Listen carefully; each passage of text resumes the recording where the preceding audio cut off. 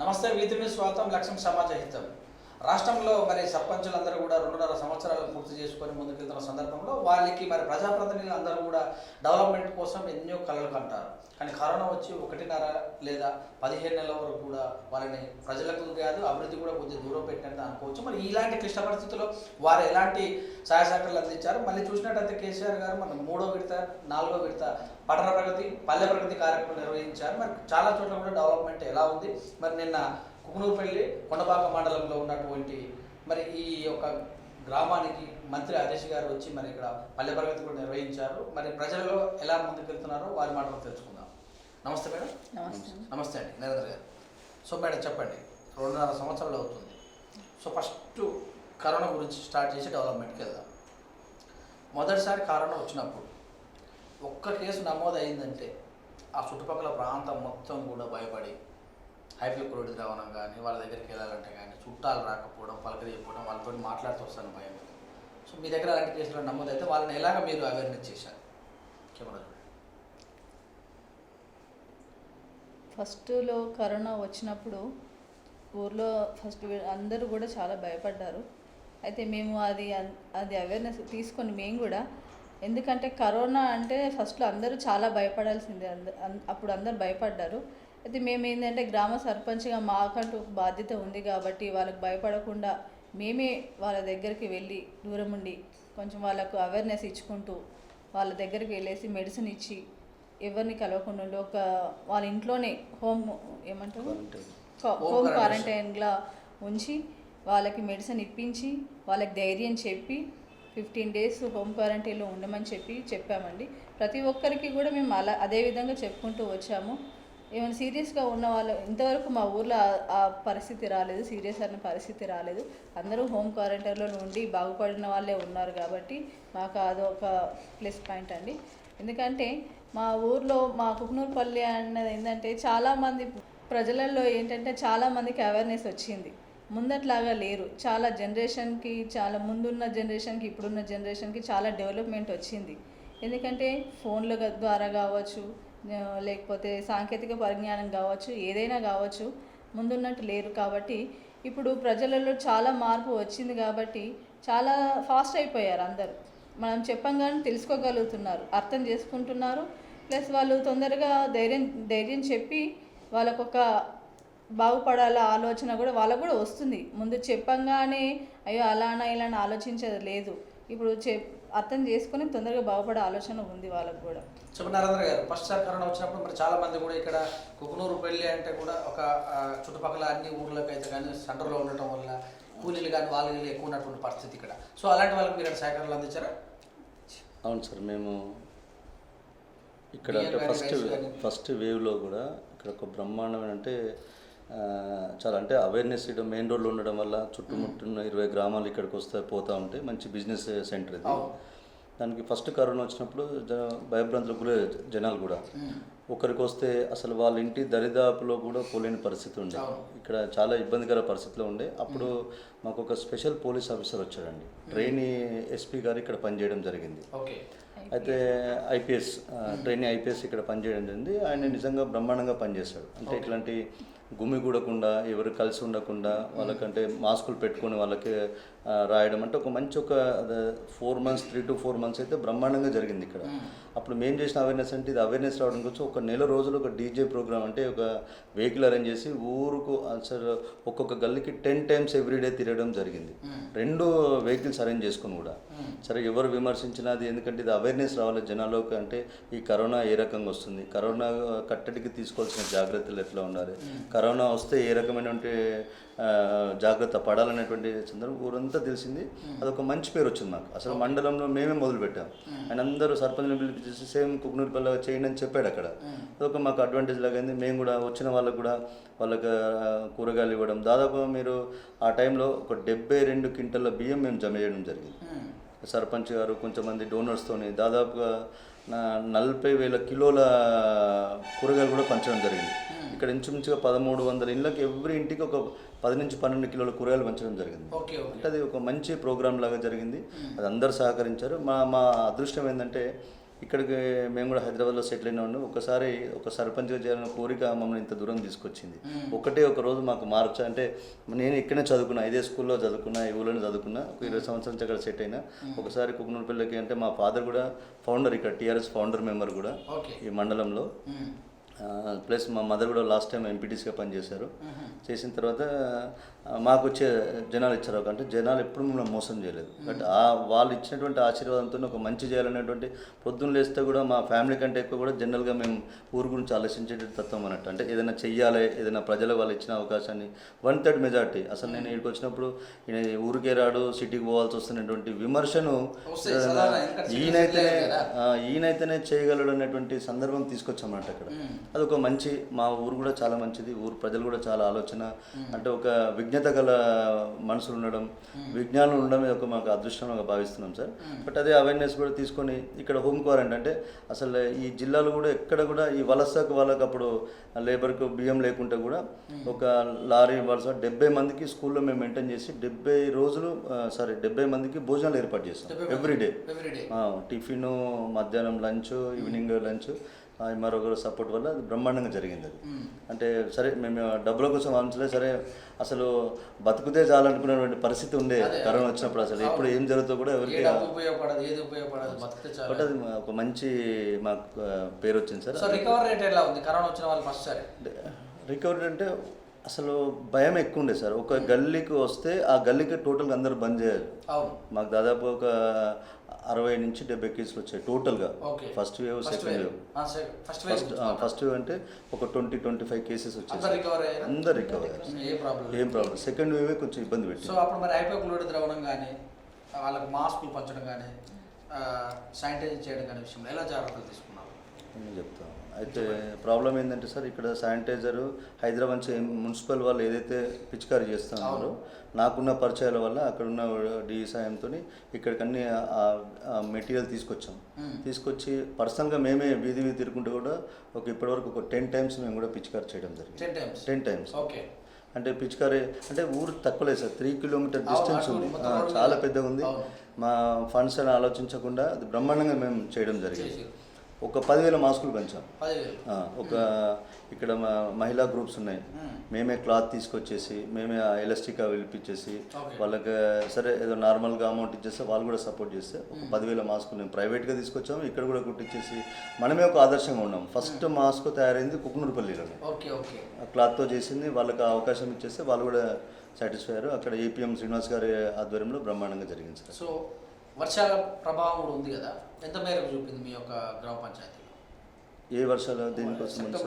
మొత్తం కొట్టుకు హైదరాబాద్ ప్రాంతంలో కూడా చాలా వరకు కూడా అంటే సెకండ్ వేవ్ వచ్చినప్పుడు కూడా కొంచెం ప్రాణ నష్టం జరిగింది సార్. అంటే కొంచెం ఏజ్ పైబడిన వాళ్ళు, అంటే కొంచెం హెల్త్ ప్రాబ్లమ్స్ ఉన్న వాళ్ళు కూడా ఒక ఇంచుమించు ఒక 5 కూడా చనిపోవడం జరిగింది.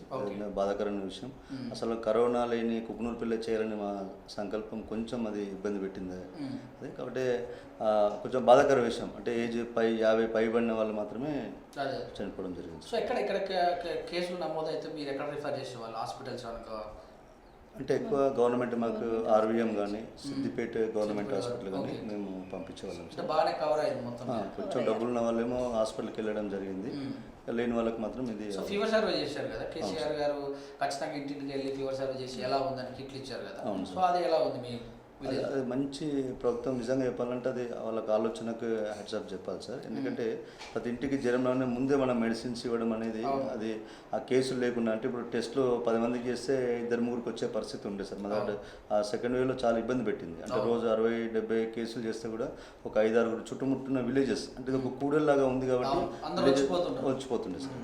కాబట్టి ఒక టోటల్గా 60 కేసెస్ మాకు నమోదైనాయి సార్. 60 కేసెస్. సో వ్యాక్సినేషన్ కూడా స్పీడ్ పెంచారు కదా, ఎలా? బాగా చేస్తూ ఉన్నారు సార్ వ్యాక్సినేషన్ కూడా. వాళ్ళకి వేస్తే ఎందుకంటే అది ఒక్కసారి ఓపెన్ చేస్తే కంపల్సరీ ఇవ్వాల్సింది. అట్లాంటి దాంట్లో కంపల్సరీ వీళ్ళు కూడా బాగా కరోనాలో నిజంగా ఫస్ట్ దండం పెట్టి వాళ్ళకు పదాభివందనం చేయాల్సిందంటే డిపార్ట్మెంట్ ఆఫ్ వీళ్ళకే సార్. డాక్టర్స్ కానీ నర్స్ కానీ వీళ్ళకి కంపల్సరీ. ఎందుకంటే ఎవరు చేయలేని సేవ వాళ్ళు చేశారు సార్. వాళ్ళ సేవ నిజంగా వర్ణించరాంది, వాళ్ళకి ఎంత చెప్పినా తక్కువే. సో ఇంత జరుగుతున్నా కూడా ప్రభుత్వం పథకాలను వెనకకు తీసుకోకుండా ప్రభుత్వం అభివృద్ధి పథకాలు 2 కళ్ళతో వెళ్తుంది కదా, మరి పింఛన్స్ కానీ అలా చూస్తే కళ్యాణ లక్ష్మి శాతకం వరకు కానీ సీఎం రిలీఫ్ ఫండ్ కానీ ఎలా ఉంది మీ విలేజ్లో, ఎలా పంచారు?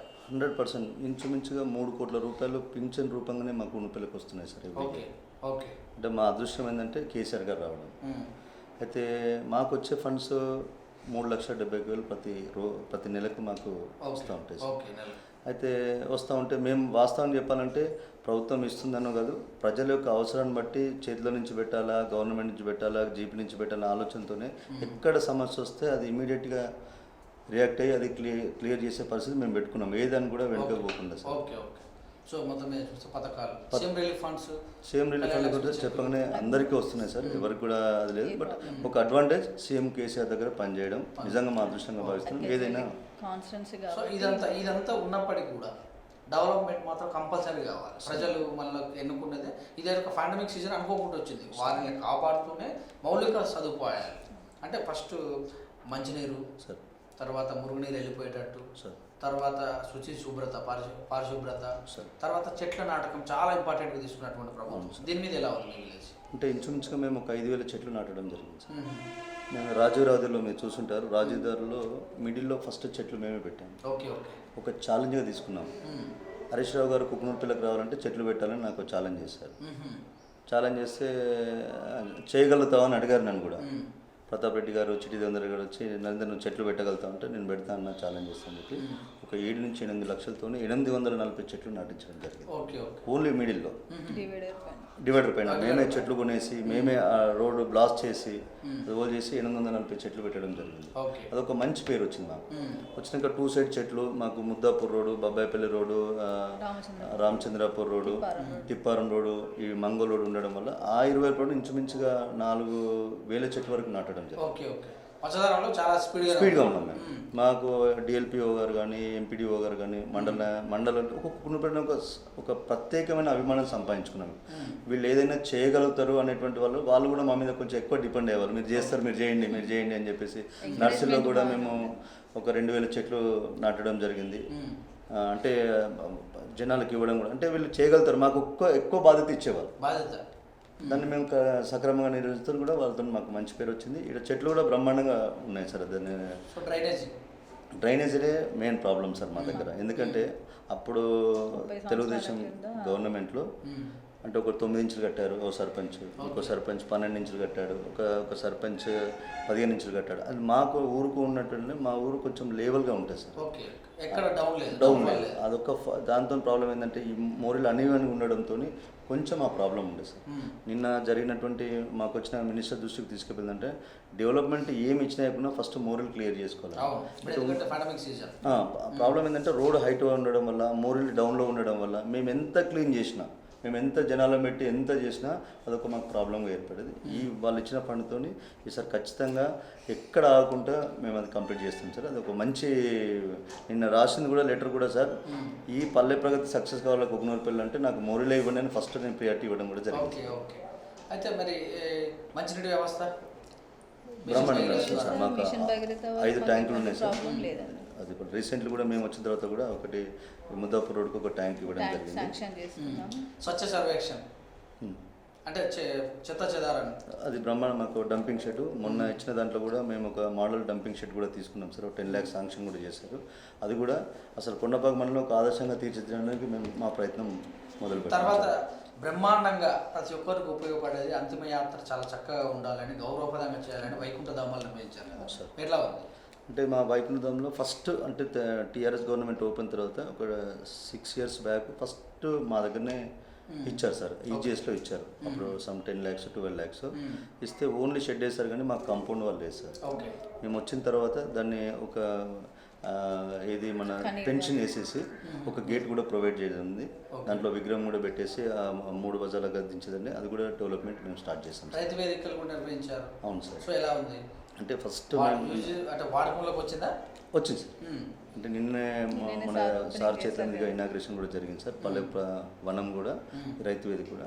అయితే రైతు వేదిక అందరు కట్టారు. మాకు స్పెషల్ ఏంటంటే ఈ రైతు వేదిక మేము చేస్తున్నప్పుడు మాకు నిజంగా ముజమిల్ ఖాన్ గారు, ఇది అడిషనల్ కలెక్టర్ గారు ఒక ప్రత్యేక శ్రద్ధ చూపించేసి మాకు ఒక బ్రహ్మాండమైనటువంటి అంటే ఎట్లా చేయాలంటే ఒక ఐడియా ఇచ్చేవారు. దాన్ని ఎస్టాబ్లిష్ చేసి ఒక రూపం తీసుకొచ్చాం. అంటే హరీష్ రావు గారు మధ్యలో ఒకసారి విజిట్ చేశారు మా దగ్గర, ఓకే. చేసి రైతు వేదిక ఏదో రైతు వేదిక కట్టామని కాకుండా దానికి ఒక రూపం క్రియేట్ రైతు వనం కూడా మేము ప్రొవైడ్ చేసాం దాంట్లో కూడా. అంతే రైతు లేని రాజ్యం లేదు, ఆ వనం రైతుకి అంకితం అనేటువంటి కాన్సెప్ట్లో చేసి దాంట్లో పూల చెట్లు, పండ్ల చెట్లు, కోనోకార్పస్ ఇవన్నీ ప్రొవైడ్ చేయడం జరిగింది.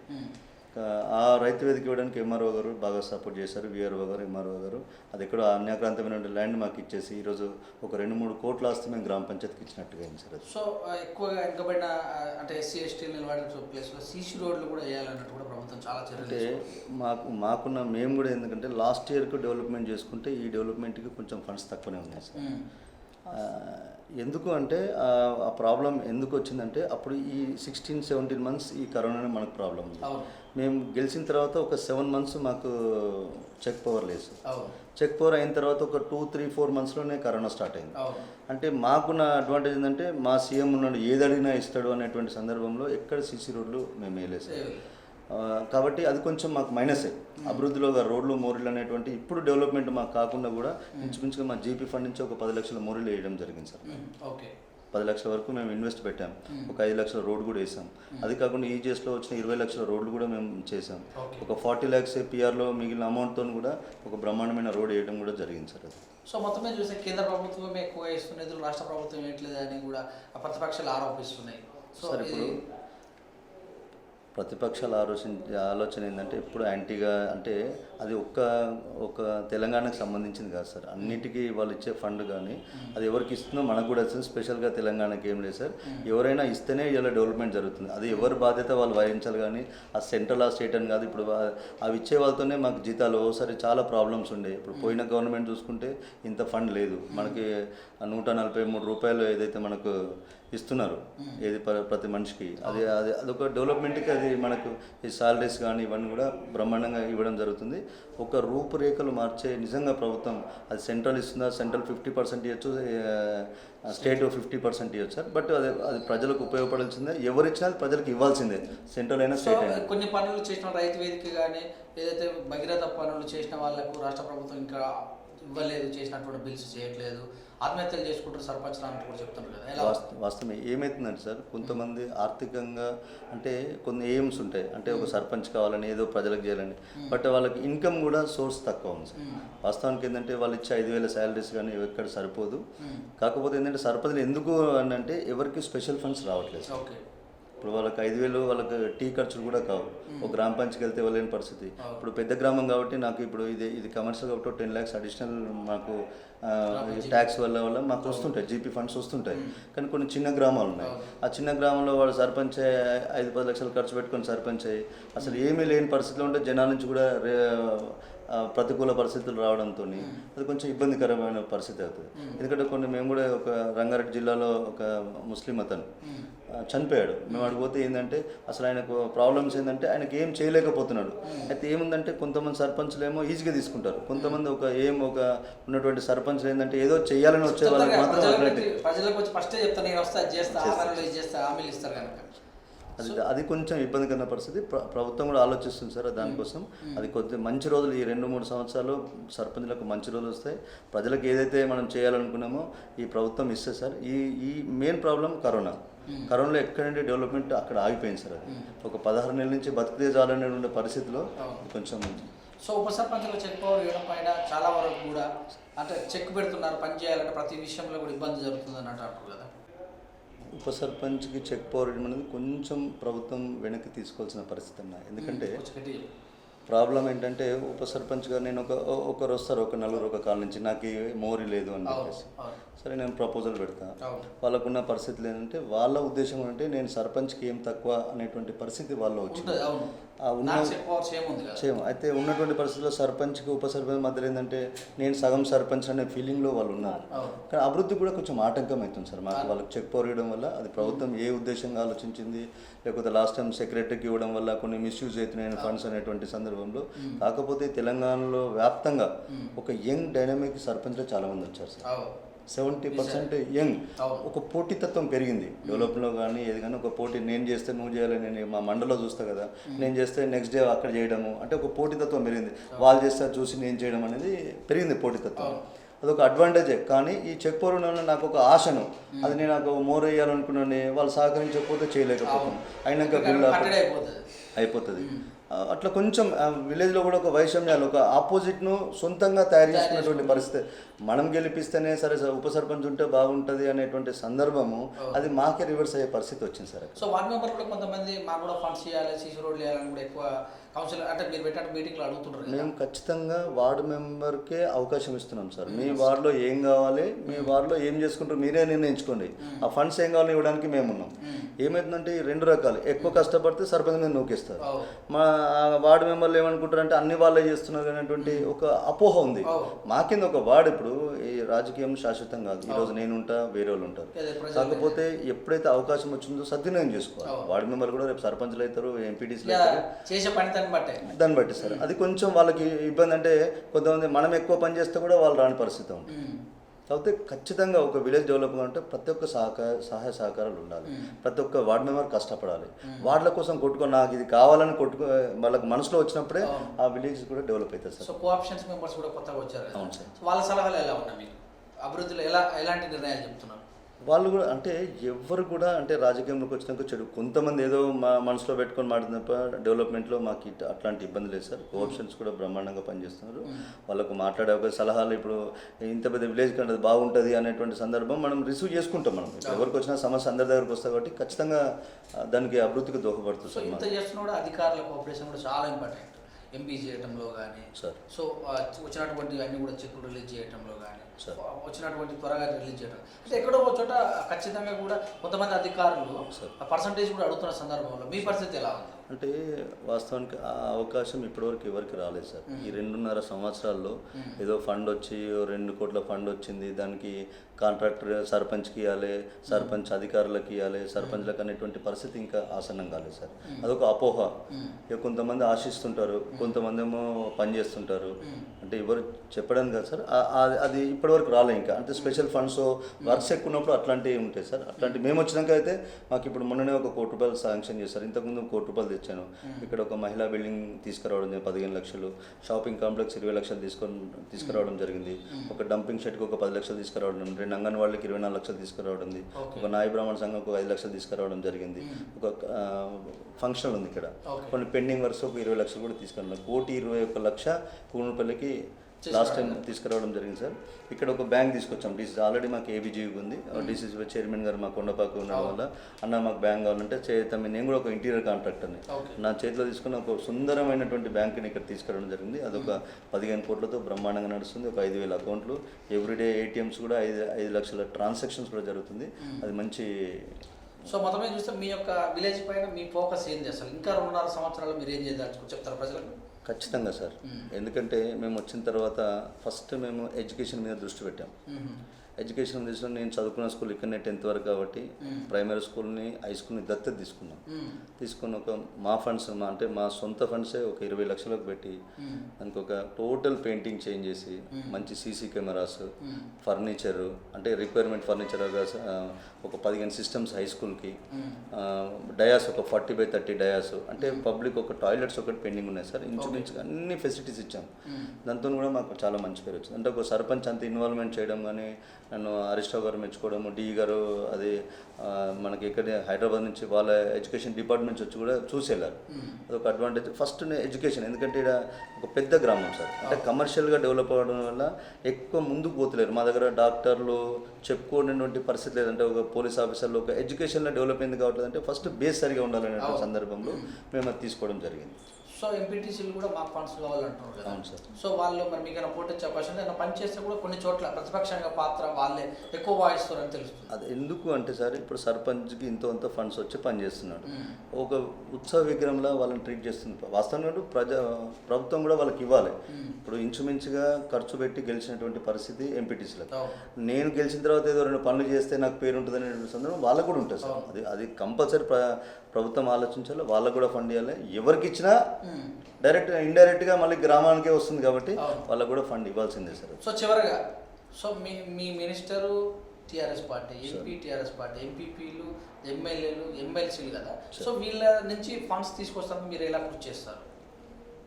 అంటే జనరల్గా అంటే మాకున్న ఫండ్స్లో లాస్ట్ టైం బ్యాంక్ ఇనాగ్రేషన్ చేసాం బ్రహ్మాండంగా. అంటే మంచి స్టే చేసి మా విషయాలు కూడా సార్ మాకు ఇట్లా ప్రాబ్లం ఉందని చెప్పడం జరిగింది. బట్ ఆయన ఆ టైంలో 1,20,00,000 ఇవ్వడం జరిగింది. అది నిన్నే ఫౌండేషన్ కూడా జరిగింది, మీకు తెలుసు. ఫౌండేషన్ చేసి కూడా మళ్ళీ ఒక మీటింగ్ లాగా ఏర్పాటు చేసి మాకు ఈ సమస్యలు ఉన్నాయి అనేటువంటి మోరీలు ఎవరిని దృష్టి పెట్టుకొని మేము ఇవ్వడం జరిగింది. కొన్ని కమ్యూనిటీ భవన్స్ కానీ, రజకుల భవనం కానీ ఇవ్వడం జరిగింది. అయితే దానికి ఆయన ₹1,00,00,000 కూడా స్పెషల్గా మీరు ప్లాన్ చేస్తూనే ఉన్నారు. సిద్దిపేటలో ఉండటం వల్ల మీ విలేజ్ అంటే సిద్దిపేట జిల్లాలో ఎలా అనిపిస్తుంది? నిజంగా మేము అదృష్టంగానే భావిస్తున్నాం. ఎందుకంటే పార్టీ అంత ఒకటే. ఎవరైనా మేము వచ్చిన సందర్భం మా ఆశయం కూడా ఒక మంచి విలేజ్కి చేయాలని సార్. ఒక ఆశయం ఉన్న వ్యక్తి కంపల్సరీ ఆలోచించేది ఏదో చేసుకోవాల్సిన. కాకపోతే ఉన్న ఊరికంటే మేము బయట నుంచి వచ్చాం కదా, ఏదో చేస్తేనే పేరు ఉంటుంది అనేటువంటి సంకల్పంతోనే ఇది చేస్తున్నాం. బ్రహ్మాండమైన పేరు. ప్రజలు ఆశీర్వదిస్తే ఖచ్చితంగా సేవ చేస్తా, ఖచ్చితంగా మంచి పేరు చేస్తా. అంటే ఒక మంచి ఆలోచనలు ఉంటే విలేజ్లో కూడా మంచి మంచి పనులు జరుగుతాయి సార్. మనం చేయాలనే సంకల్పం మనం ఉండాలి తప్ప, కానీ అది 100%. అవినీతి పైన మీ యొక్క ప్రణాళిక అంటే ఏ రకమైన అవినీతి సార్? అంటే ఒకవేళ ఏది అంటే మామూలుగా అవినీతి మీరు ఎలా అవినీతి విషయానికి వస్తే ఇప్పుడున్న పరిస్థితుల్లో అంటే వాళ్ళు ఇచ్చే ఫండ్లో అవినీతి మీకు ఎక్కడైనా అవినీతి అంటే మీరు దాని మీద ఎలాగా మాట్లాడతారు? చాలా మంది యంగ్ అండ్ డైనమిక్ లీడర్స్ ఖచ్చితంగా కూడా రాజకీయంలోకి రావాలంటే రాజకీయం అంటేనే అవినీతిమయం కంపు అంటారు కదా. చాలా తప్పు సార్, అదే చాలా తప్పు. ఎందుకంటే నేను చెప్తున్నాను కదా సార్, మనకు మంచి ఉద్దేశం ఉండి మీకు అంటే సార్ బాగున్నారంటే మీరు సార్ బాగున్నారా అంటారు. అంటే మన ఆలోచన బట్టే వాస్తవానికి అంటే అవినీతి లేదని కదా సార్, అవినీతి ఉంది. అది ఖచ్చితంగా పోదు మనుషులంత. ఎందుకంటే మనం ఆశావాదులము. అంటే అది ఉంటుంది సార్. అందరూ అట్లా ఉండకపోవచ్చు, అందరూ అట్లా ఉండకపో. మంచి నేను ఒక పోలీస్ ఆఫీసర్ కలిసి బ్రదర్ ఇంత మంచి మన సేవా కార్యక్రమాలు చేస్తున్నారు సరే, మాకు కూడా ఒకటి ఉందంటే ఎవరి ఆలోచనలు వాళ్ళకు ఉంటాయి సార్. అది మనసాక్షి మనం చేసే పని మనకు నచ్చితే అది 100% కూడా మనం చేయడానికి అట్లా అది అంత అపోహ సార్. చిన్నపిల్లలకు రాదంటున్నారు సరే, ఏది వచ్చినా అది దాన్ని మేము ఏ రకంగా అవకాశాలు ఉంటే దాన్ని ఏ రకంగా తిప్పికొట్టాలనుకుంటే మా విలేజ్ తరఫు నుంచి ఖచ్చితంగా మాకు సపోర్ట్ ఉంది. అది ఖచ్చితంగా అది మేము బయటపడతాం. Thank you sir. Thank you madam.